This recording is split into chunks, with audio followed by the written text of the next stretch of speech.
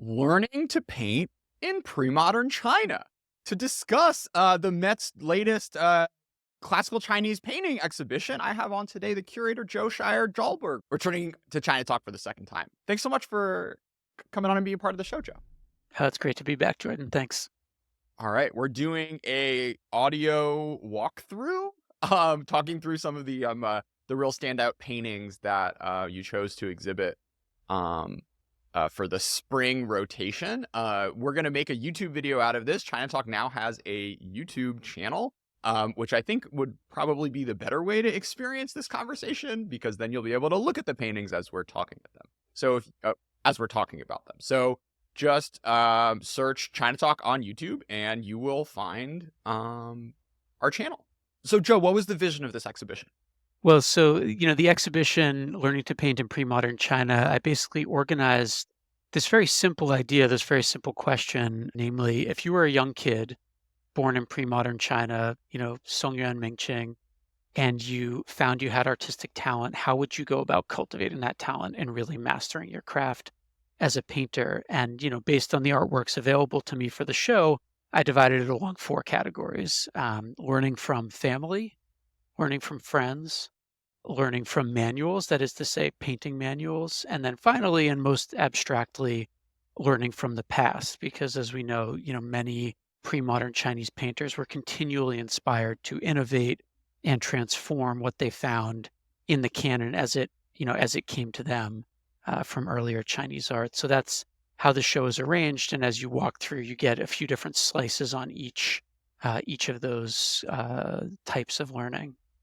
So, a lot of there are a lot of lineages in Chinese painting where you have like a father, son, grandson, who sort of all end up taking this up as if it's like a family craft or something. But every once in a while, you get these stories where like some guy or some like not really a guy, some like 7-year-old is just like discovered and then sort of like adopted into a family. How does that happen? Like, what are can you share some of the anecdotes of folks who sort of like broke in without any direct connection to famous painters? You know, we often find in biographies of painters, and this is true also for biographies of scholars, stories that sound very similar. Say by the age of 4, he was able to paint an image of Guanyin that wowed locals in his hometown, or something like that. Chen Hongshou comes to mind as one of those, but generally, and the painter that I studied for my doctoral dissertation seems to be sort of sui generis. A guy named Yu Ding. He seems to have just shown talent, and then local people who love painting, whether they're collectors or painters themselves, seem to discover these guys. The ones who come down to us through history, who gained fame as painters, and so that's usually the way. And oftentimes, we find that the things they're said to have painted earlier, maybe religious images, the kind of things that would be available in kind of daily life. Yeah, it's interesting because you have this image of Chinese landscape painting as like this like epitome of elite art where you can only learn it by owning lots of really expensive paintings by past masters, and it's this multi-decade journey to to get to a place where you can sort of be considered part of that canon. But it is interesting, these little like discovery stories, because it means that there was popular art. And it wasn't just these gentlemen scholars doing it, because there had to be like a big pool of people like playing around with ink and ink and paper in order for some folks to really stand out.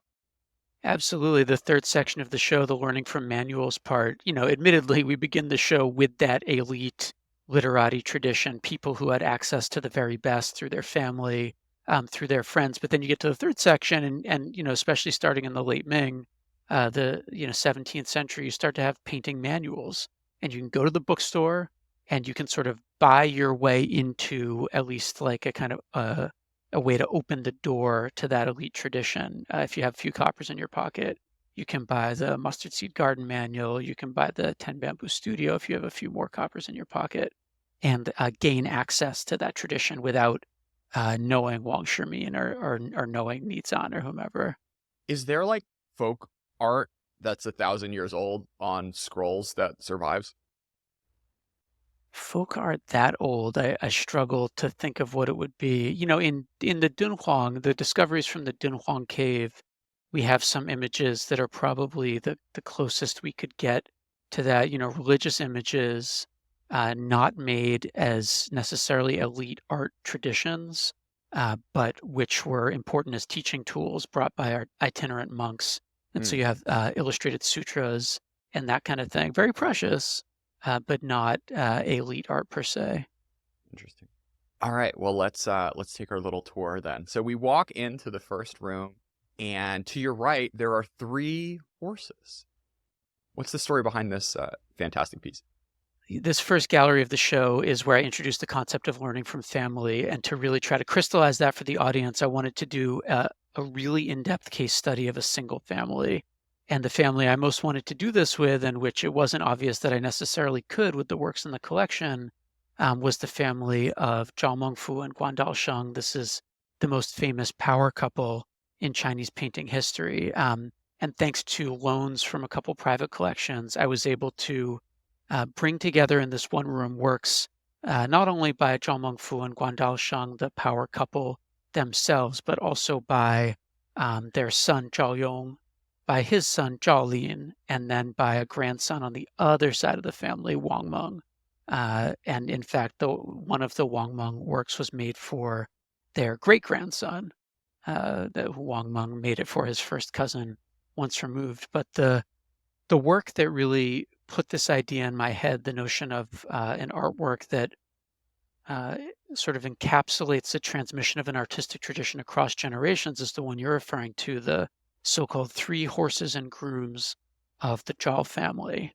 So this is an artwork that begins in the mid 13th century when Zhao Mengpu, this sort of towering and very versatile artist figure, painter, calligrapher, scholar from Wuxing in the south, who went north during the Yuan dynasty to serve Kublai Khan, the emperor of China, in Beijing.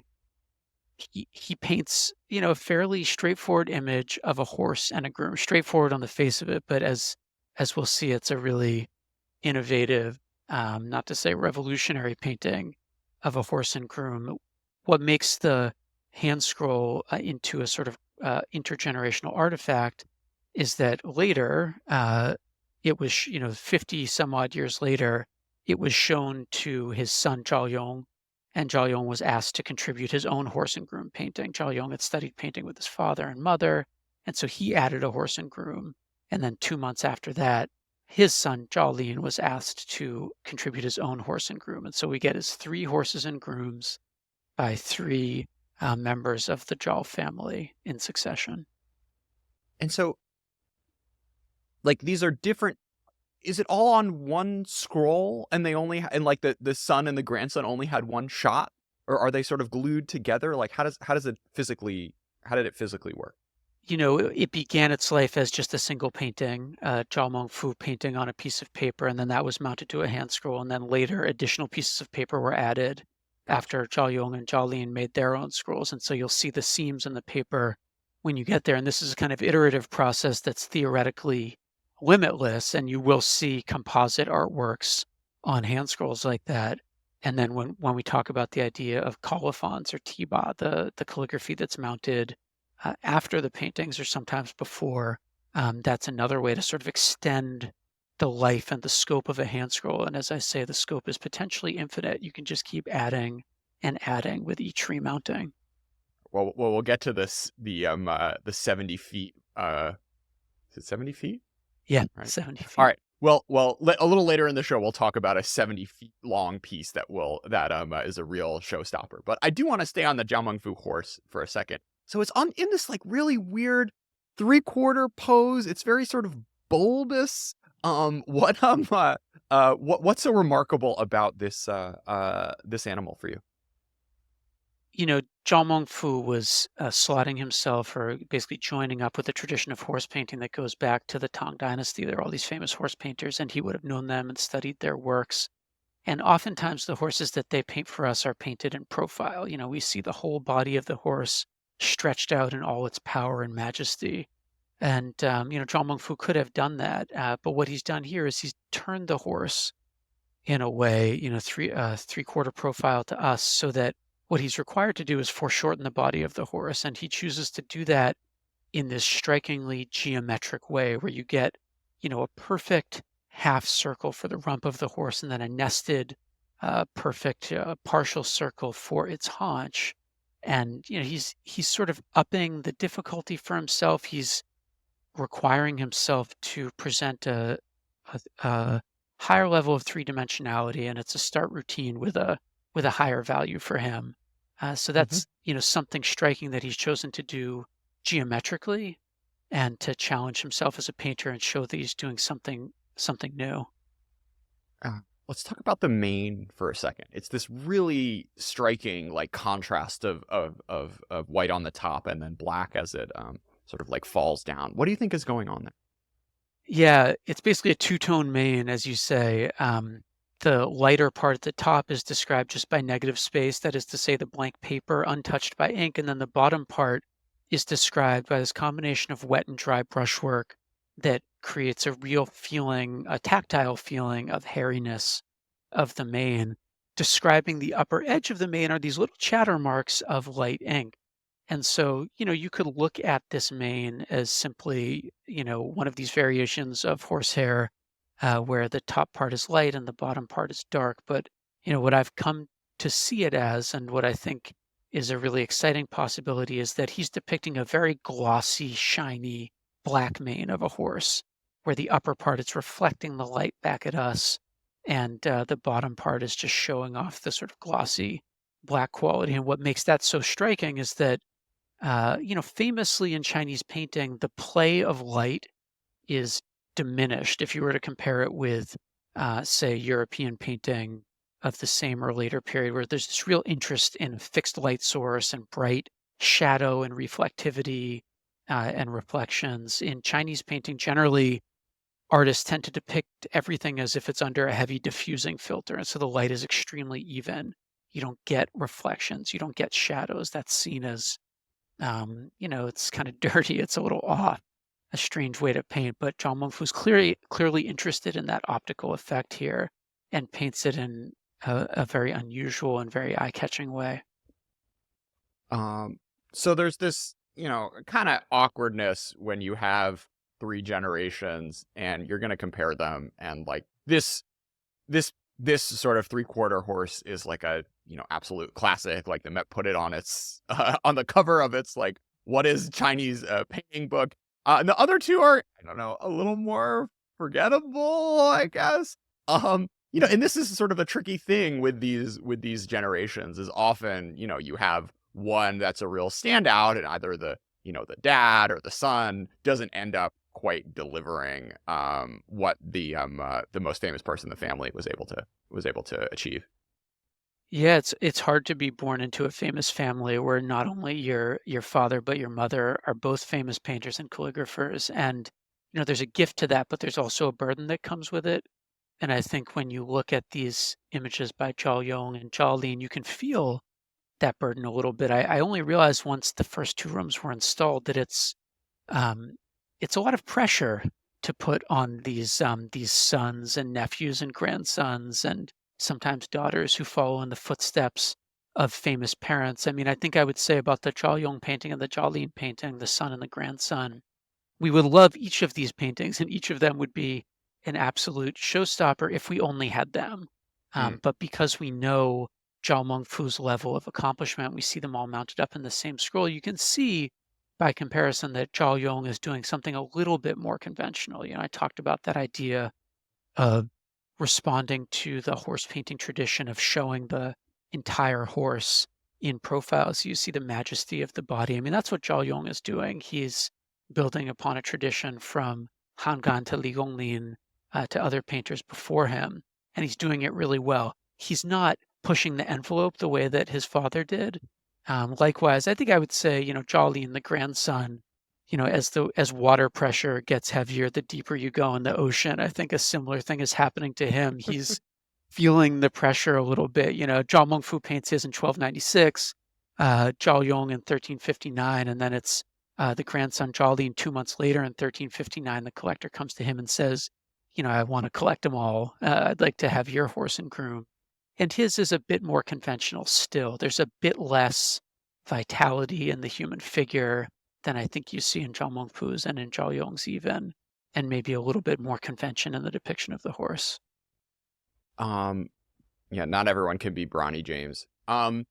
Joe, there's something with like Asian or just like Chinese art critique in particular, where I feel like Chinese like curators of Chinese art are a little more comfortable saying like this is a good painting and this is a less good painting versus Western, 19th and 20th century art, where that's like I don't know if it's like a PC thing or not. I mean, I think in the 17th, 18th centuries, you'd have these contests and they give out like first, second, third prize, right? And the, expositions.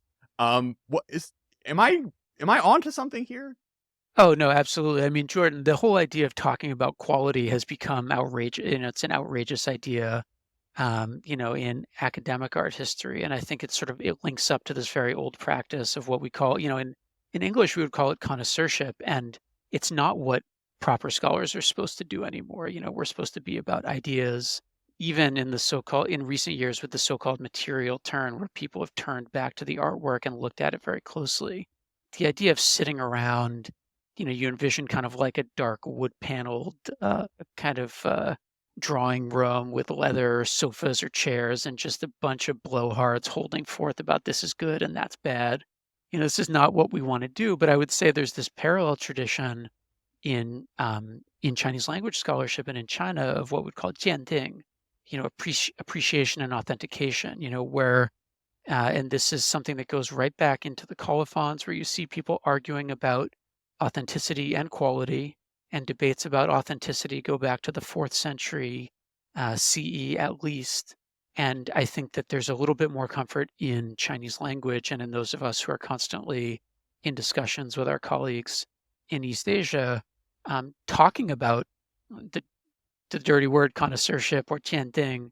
So yeah, maybe there is more of a comfort level in the scholarship on Chinese painting of saying, yeah, like this painting is better than that painting. Maybe if I were really behaving myself, I would say something like, this painting adheres to the canons of brushwork that we expect from, painters at a certain quality. But your podcast only has so many minutes in it, and your listeners only have so much patience for my shenanigans. So I'll just stick with good and bad, maybe.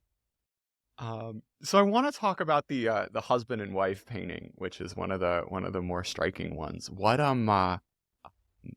You know, it's so cute. Zhao Mengfu, he didn't like his first wife all that much, I guess. So his second one, he decides to take a real aesthete. Yeah, if I understand the story correctly, I think Zhao Mengfu's first wife passed away young, and so he's Oh, looking for okay, a new okay, a little wife. different dynamic. Yeah, I mean, I want to, in defense of my friend Zhao Mengfu.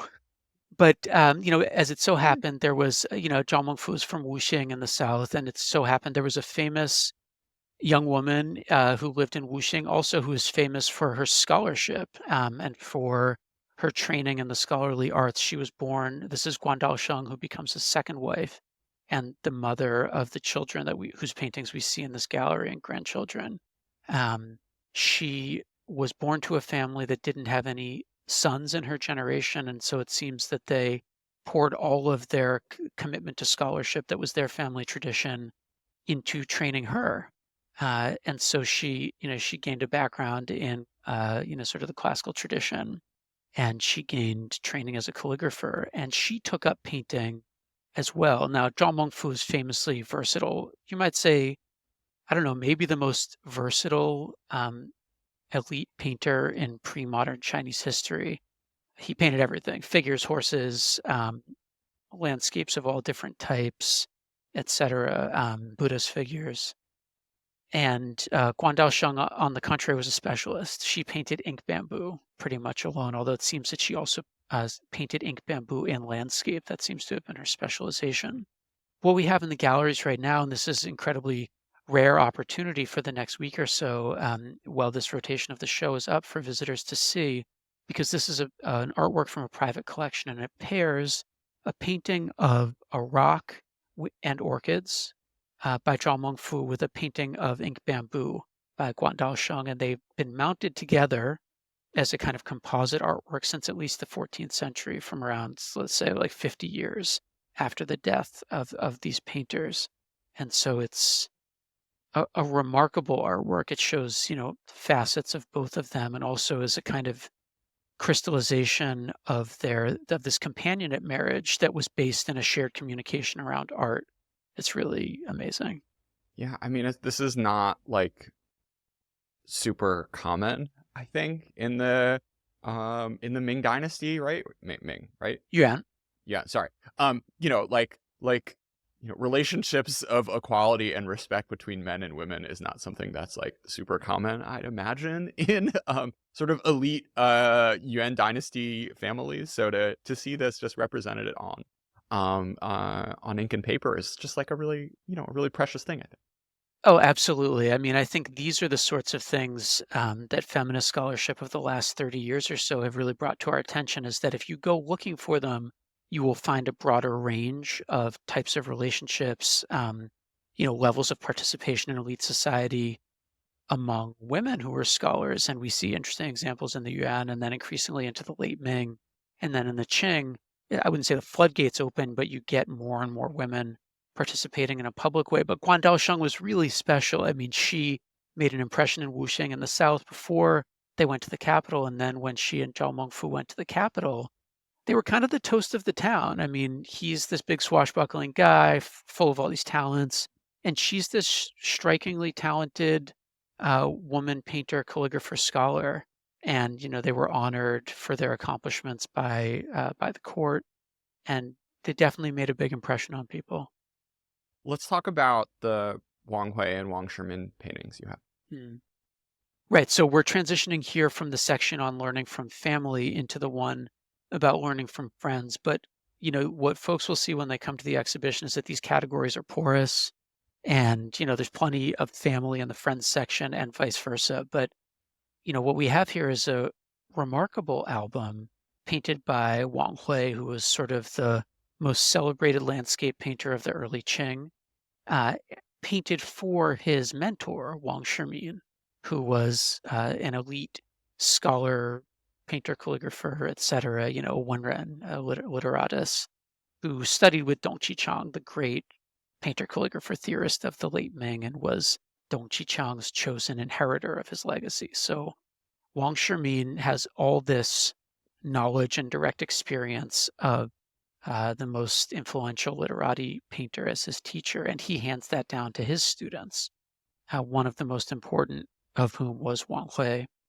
Now, we talked about this idea of like talented artists being discovered. Wang Hui was one of those. He was born to a professional painting family, so he got painting training at home, but not for the kind of literati landscape painting that he went on to produce. He was discovered by Wang Shimin's friend Wang Jian, and then was pulled into this circle of Wang Shimin and got kind of trained up on how to not just do painting, but how to do literati landscape painting. And this album from 1674, it preserves 10 leaves of what we think was a 12-leaf album that he made for his teacher, Wang Shimin, who at that point was in his 80s.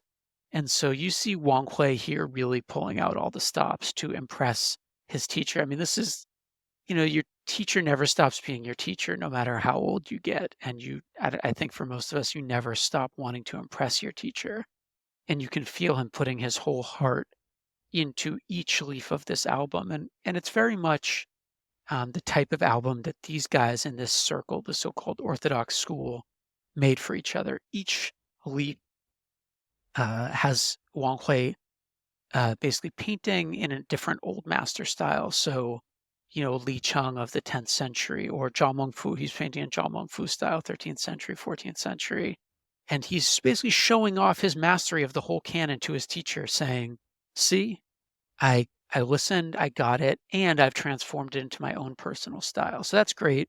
We have those 10 leaves, but what we also have are 2 leaves from an album that Wang Shimin, the teacher, made in response, and presumably sent back to Wang Hui, or at least showed to Wang Hui. And so we get to compare the teacher's work made in his 80s with the student's work made in his 40s. And let's come back to that quality discussion. there's really something about the master's paintings which just stands out a little more than the students that's trying so hard to show that he's up to snuff. Like, can you try to describe the we have these two sort of like wintry scenes, but one is just a little richer. Yeah, I've put them side by side so visitors to the gallery can compare and contrast and see what they think. I can describe it as I see it, and then hopefully, bring your headphones and listen in the gallery and see if you see it this way, maybe you see it differently. But the Wang Hui, which is on the right, I would describe as showing a lot of polish. It's very clean. There's not a brush mark out of place. I think what the Wang Shimin to the left has, this is the teacher's painting again, made in his 80s. It has a certain quality that we talk about a bit in the Chinese painting appreciation and connoisseurship, which is a certain type of gravitas or depth of experience, a kind of I don't know, a kind of weight there where you can feel the accumulated experience of the artist. It's less focused on cleanliness. The brushstrokes are a little bit less cautious, but in that there is a supreme kind of naturalness. I mean, you might think of this, there's a term that comes into extensive use in the Northern Song and continues to be used called pingdan, the even and light. There's an avoidance of beauty as such, and what you see instead is just an absolute ease and comfort and naturalness. And I think that's what we see in the Wang Shimin, and something that you can't force. You can't fake it in your 40s. You gotta wait sometimes until your 80s. Yeah, the sort of only other experience like this I've had in a gallery was in Florence, where you have the Brunelleschi and Gilberti both trying to make their sacrifice of Isaac to sort of like win over the judges to get the commission to make the door to the chapel, to make the big bronze door. Yeah, But of course. the dynamic here it's like almost even more interesting, because it's not like these two like young bucks like competing for like a lot of money. It's like the master going back to his students and saying like, I know you're really good. I respect you. I think you're great, but you still got this to learn. And there's something like very like, lovely and wholesome about them both taking on the same thing. And I'm sure the student, as soon as he saw the master's painting, recognized it and was like, ooh, okay. You're not back to the drawing board, but like, all right, I'm still on this path. Yeah, Time to Stay in the Woodshed. There's an album, I don't remember the whole personnel, but it's basically like I think it's Thelonious Monk and Charles Mingus, and I forget who's on drums, but they did an album with Duke Ellington.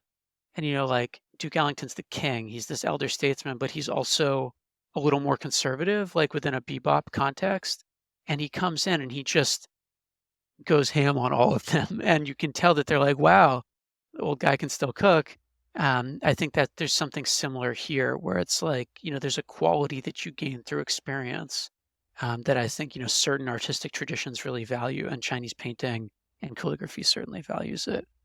Yeah, and you have a really beautiful sort of coda to this relationship in one of the cards, where Wang Hui sort of comes across this album 40 years later as he visits the grandson of his former teacher, Wang Shimin. And he writes, on the colophon. So again, this is like, the piece of calligraphy that you kind of like glue on to the rest of it. He says, in 1647, when Master Wang Shimin asked me to do this album, he was 83. That was 40 years ago. I am now 83. The master's grandson has taken this out to show me, examining again my earlier inscriptions done so many years ago. I am overwhelmed with sadness and feel that the bonds of brush and ink connect me with 3 generations of the Wang family. Cannot have been an accident. Yeah, it's very emotional. It's sort of atypically emotional for a colophon where he really lays it all out. And that this was another one of those artworks that really made me think that the concept for the show, this idea of learning to paint and thinking about family and friends, that we could really get the idea across even to an audience and maybe coming to this anew. He's so frank about it. I did this when I was young for my teacher who was old. Now I'm old and I'm having an emotional response to thinking about the transmission and the relationship across time of art as a shared language of communication. It's like, okay, we get it. We hear you, Wong Wei.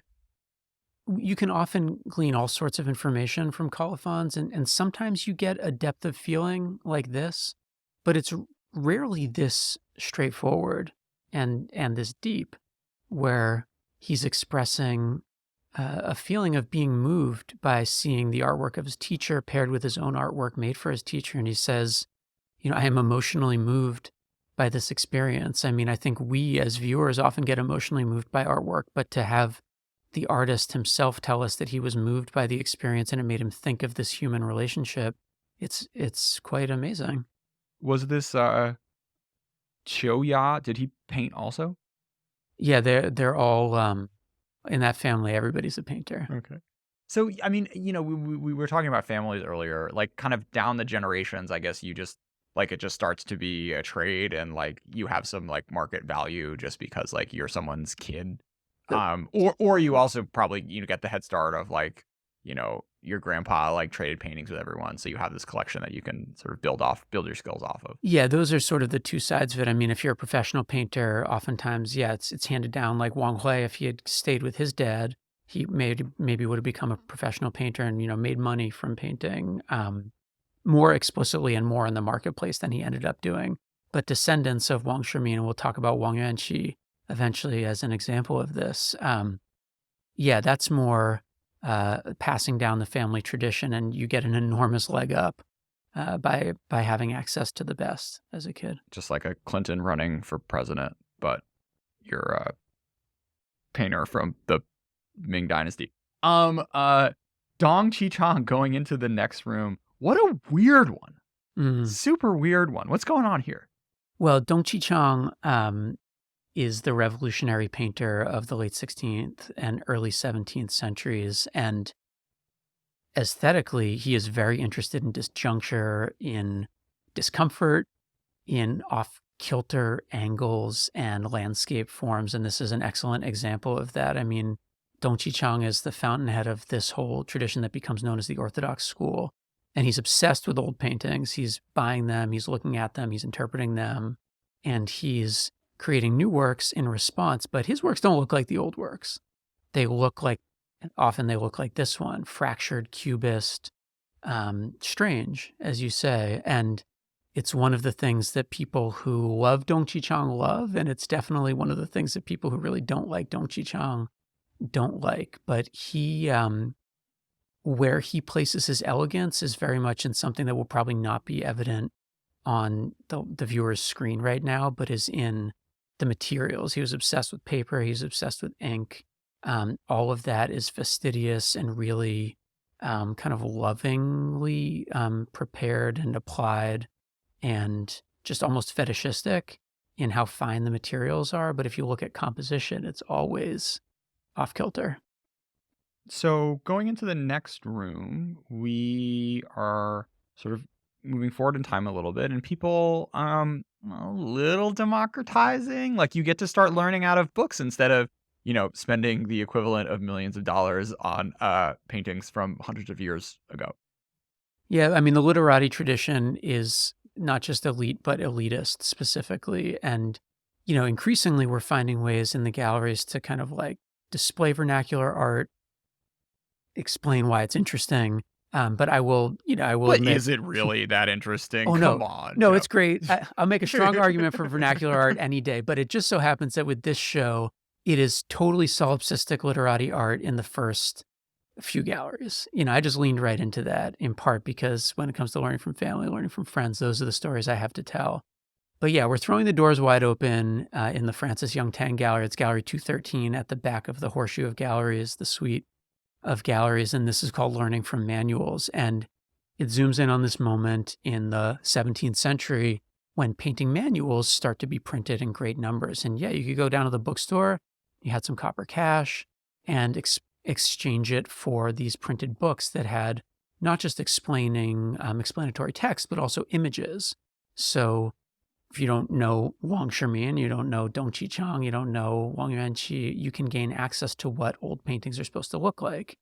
And, it's never going to be as fancy or as, specific as what you're going to get from a real painting, but the reproductions and multiples became really important.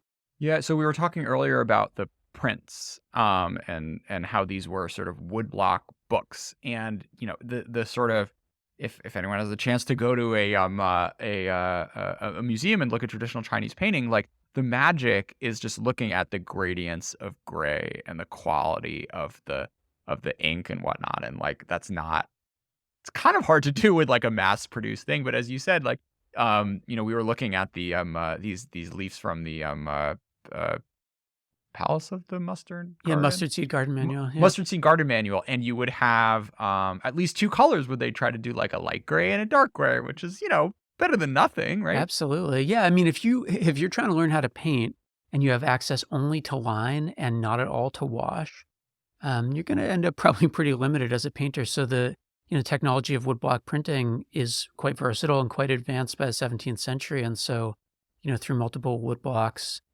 printers are able to mimic the effect of both wash and line. And then on the other side of the gallery, you get even multicolor printing. Yeah, so let's talk about this like pear and rock. Super cool, super modern looking. What's the story behind this one? Yeah, this is from the Shizhuzhai Shuhuapu, so the 10 Bamboo Studio Manual of Painting and Calligraphy.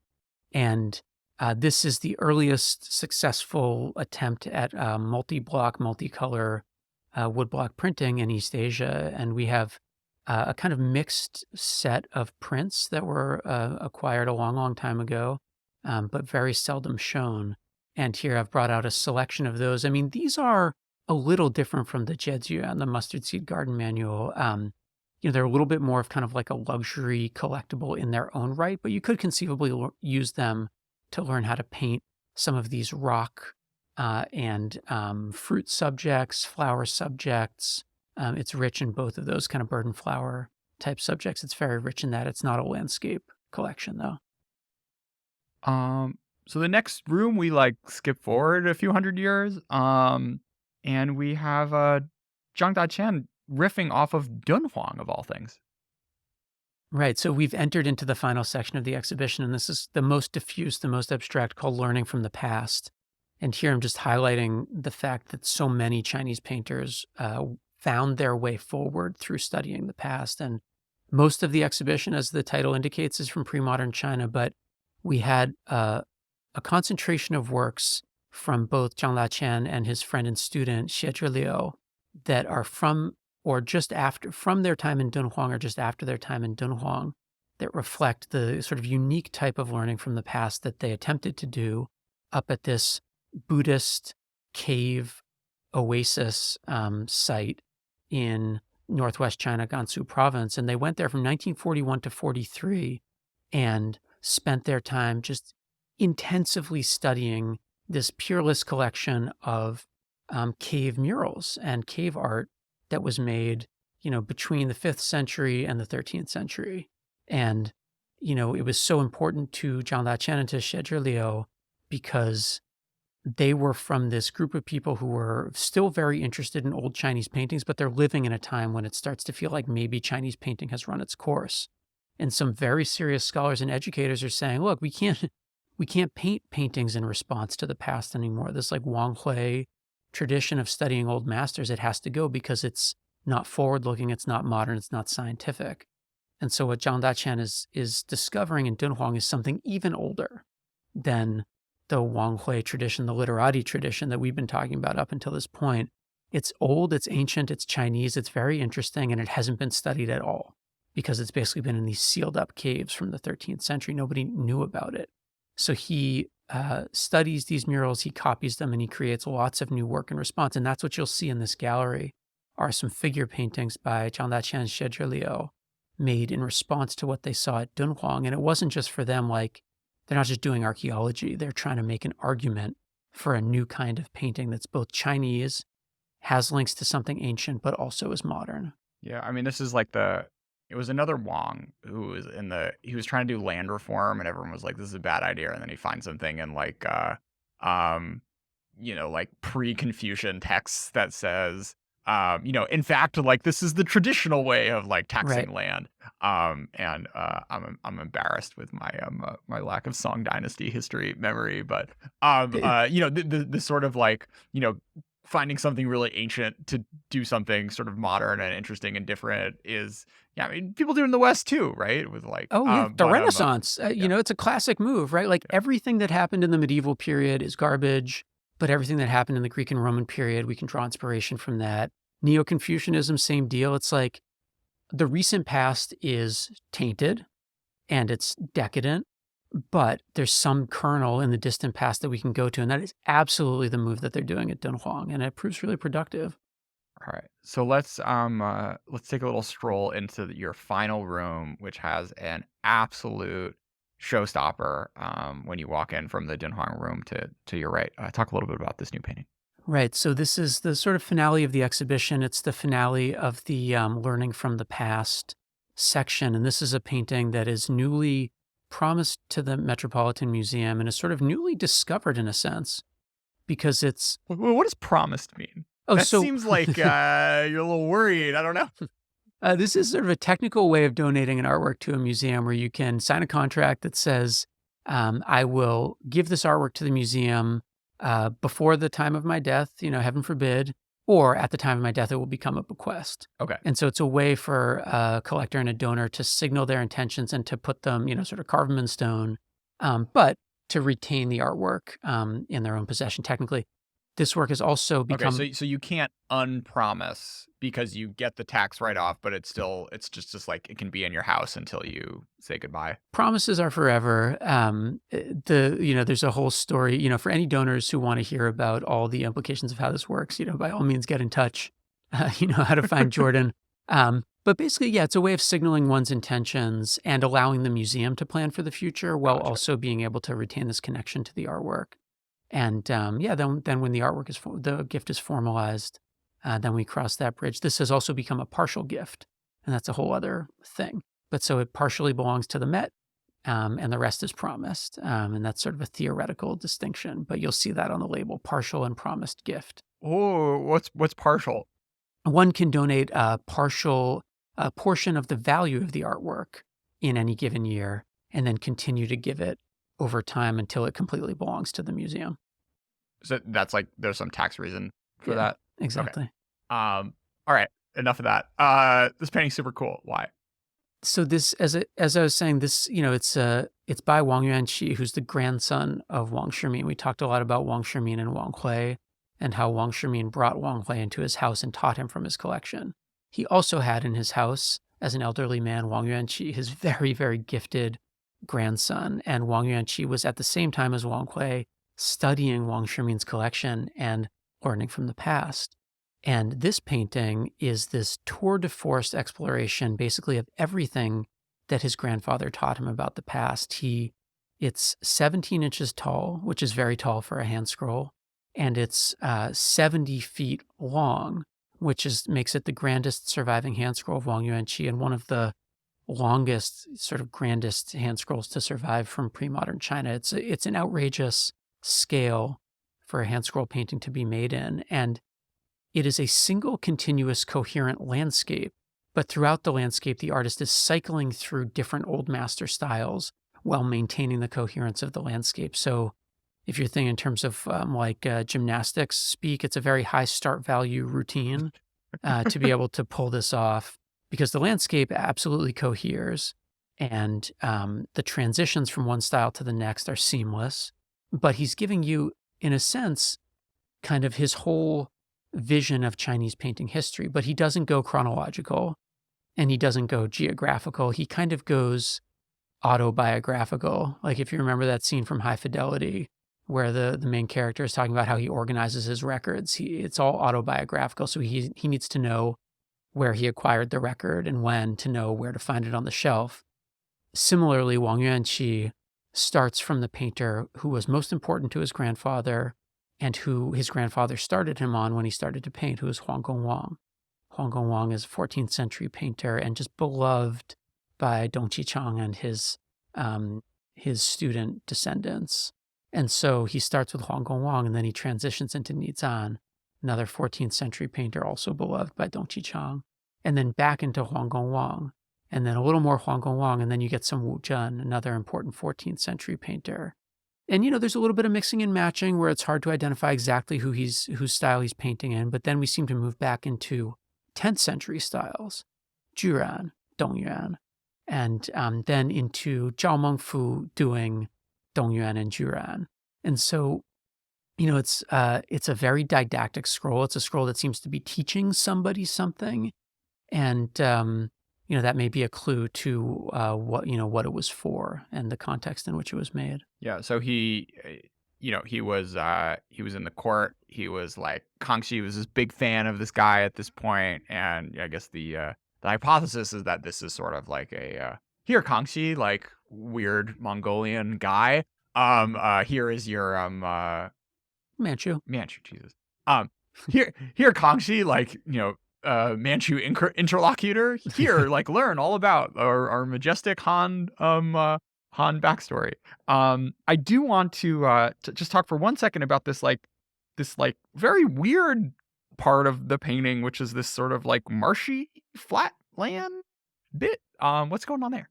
So remarkable section. It's I'll just note that it's on the shortest piece of paper in the scroll, and a separate piece of paper is almost entirely devoted to this section that depicts a broad level floodplain. It's lower than all the other mountain forms you're seeing and tree forms you're seeing. It has a lot of negative space, and it seems to depict kind of like a classic river village in Jiangnan seen from an elevated perspective. And to me, this section was one of the most striking from the first moment I unrolled this scroll, because it's the only part of the painting where I feel like it's responding directly to an old classical Chinese painting that existed in Kangxi's collection at the time of Wang Yuanqi that still exists today. And that painting is Shui Cun Tu, often translated as Water Village. I would translate it as River Village, and it's by Zhao Mengfu, made in the very first years of the 14th century, 1302-ish. And it's one of the first explicitly antiquarian landscape paintings surviving from Chinese history. That is to say, Zhao Mengfu, we know that he was thinking of old landscape paintings when he made his new landscape painting, and that becomes the thing that everybody does from that point on. Li Gonglin did it earlier in the Northern Song, but Zhao Mengfu is really starting to build a system around that type of painting. So this particular painting was a bit of a hot topic in the Kangxi period. It was in the collection of a close friend of Kangxi named Nalan Xingde, who passes away young in 1686. And then that year it goes into the imperial collection.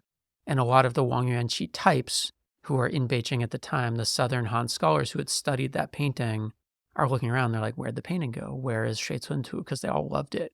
And then later that year it shows up in Kangxi's collection and they see it there. And so Wang Yuanqi arrives a few years later, early 1690s, starts serving in the court. By the late 1690s, he's basically Kangxi's art curator. And so he would have known this painting very well. It's a celebrated painting. And here, Wang Yuanqi appears to be responding directly to it in his own scroll. So, this whole idea of like art criticism, I mean, well, first, like these painters, right? We talked earlier about how the painters are often copying like literal paintings that they are looking at. But this is something that, art observers and art critics, hundreds of years later, it's part of the game, right? Of like, you look at a painting from one century and you try to figure out exactly what it was that this person was trying to trying to sort of like learn, study from, emulate, iterate on. And I just think like AI is going to really help with this, and it's going to be really cool. Joe, you were a little stressed that this is going to take your job, but as like I was thrilled it was going to take my job. I mean, I'm headed for the humble villa. I'm going to be off in the mountains. Just make sure you have a servant with you so you don't have to chop down your own trees. But I don't know, any other sort of reflections on since we last talked, like we now have Midjourney, which is an incredible new tool. Like what AI stuff are you excited about, and potential applications for studying and creating new landscape art? It's funny. I started in museums like, I don't know, I guess it's close to 20 years ago now. And I was like, oh yeah, I'm going to like do all this. I have all these new ideas for how museum practice can be done. And I've done some of those, and I've probably fallen short on a lot of those. But strangely, in my mid 40s, I find myself upholding some kind of maybe backward conservative ideas about what it is that art history does best and what it is that museums do best because, you know, without the idea that there is a specific aura to the specific object that can only happen in encounter between the person and the object, we're shuttering the doors. And I actually don't think that's going to happen at all. And so, as far as what AI can do to enhance the experiences of studying these artworks and appreciation of these artworks, I find myself burying my head in the sand because, in some ways, my role as a still slightly, maybe let's say mid-career, youngish mid-career scholar who really, really loves the smell of ink and the smell of the boxes and the paper. And if you can get close to the artwork, I love what that does. I'm out here advocating for that experience. I'm using all the other stuff, but I'm actually, I'm going to leave the kind of excitement up behind all of that to other folks. And I'm going to stand here in my dusty boots and tell people to please come to the museum and please look at these paintings because I think it's in the encounter with the thing that something's going to happen to you. This is the problem with your exhibit, Joe. Is the glass is too thick, so we can't smell what you can. We'll do smell-o-vision sometime, and we'll pump in some scent. Yeah, I mean, maybe a few thoughts. As I have spent, and folks who read the newsletter at ChinaTalk.media will see me experimenting a lot with sort of making illustrations that pair with the articles, and like the best things that I come up with are when I walk around a museum and I see an artist who has like a new visual style or something that I then use, and I take a photo of something, and then you don't have to just use words anymore with these programs. Like I literally upload a photo, and then I do like, I don't know, some like 19th century watercolor and say like semiconductors, and then it does like semiconductors in the style of this like one random watercolor person, and it's been a really cool way to experience museums like entirely differently because like I can draw a little bit and I can paint a little bit, but there are so many sort of visual styles of art that I'm never going to be able to do by myself. And sitting here and hanging out in the Met and like bringing my ink or bringing my pencil and paper it's a radically different experience from all of a sudden being able to sort of like harness the aesthetics of like everything humanity has ever created. And it makes me so much more excited to show up to museums and like be exposed to new stuff because I can like all of a sudden do it. And like, yes, that's very different from spending literally 80 years of your life so you can like finally paint a good tree. And like, I get that. I respect it. We've just done a whole show about it. But at the same time, the sort of ability to allow more people who don't have the time or inclination to devote their entire or fiscal wherewithal to devote their entire lives to making art. It's just been really, really cool. Well, one thing I'll say is that, like we live in an era of existing IP, right? Like you can't make entertainment unless the storyline is already pre-existing. And I think that that situates AI very well to entertain us in the future and to produce things that we can like because AI can consume all existing IP and then can give us things that we're going to respond to, at least things that are on the same level. And the Chinese painting tradition, the Wanghui tradition, the Dongqichang tradition is very much a tradition built around existing IP, right? Like if you're meant to bring to it the whole storyline of Nizan. You already know Nizan's origin story. So when you see Wanghui doing a transformation or Dongqichang doing a transformation of Nizan, it means something to you already, like you have the backstory. And so, if AI wants to attempt to say something in any art tradition, the Chinese literati painting tradition would be an interesting place to start because that business of consuming everything that existed before is something that Wang Yuanqi and Wanghui and Dongqichang, they all had to do as part of their learning process. So, when Skynet starts to deliver Chinese paintings to us, just let Yeah, me I mean, know. it doesn't like I'm almost more I think I'm less interested in well, I mean, the AI creating new art by blending different artists in different ways will be very cool. But also just as a didactic tool of having having a Joe in your pocket of and it's not just having a Joe in your pocket, it's having, being able to put Joe to work to explain this particular painting that I am interested in at, 9:58 in the morning on a Thursday. Mm. And like being able to, instantly sort of understand all of the connections and like see the five paintings which it's in reference to and speaking to. I mean, like, yeah, like look, I you don't have to get a PhD for that, and there's probably a lot that you get from spending hours and hours of doing that. But like Maybe. maybe not, I don't know. Could But this is a extremely inaccessible art form, and I think a new generation is going to need a lot of handholding because we're not literati anymore. And as cool as you might think this is, there are only so many people who can devote. It's like it's really demanding, and it's also just like um, the entry barriers are enormous. And I think like using um, like not handcrafted educational tools to ramp people up to really appreciate this stuff is going to be really, really cool. Yeah, I mean, if it makes people fall in love with the paintings and to find them to be accessible, I'm all for it. I think like with all technology, the trick for us is to don't get lost in the machine on your way to the artwork, right? If it drives us back to the artwork, then I'm all for it. All right, so Biden, I know you're thinking about cutting off Chinese companies' access to cloud compute, and like I get it, I understand. Hypersonic weapons are scary, but like just like make some carve outs for the really cool literati painting models. I think we can all get on board with that. Joe Scheier-Dolberg, what a treat! Thank you so much for coming back to China Talk. Oh, Jordan, thanks so much. It's been really fun.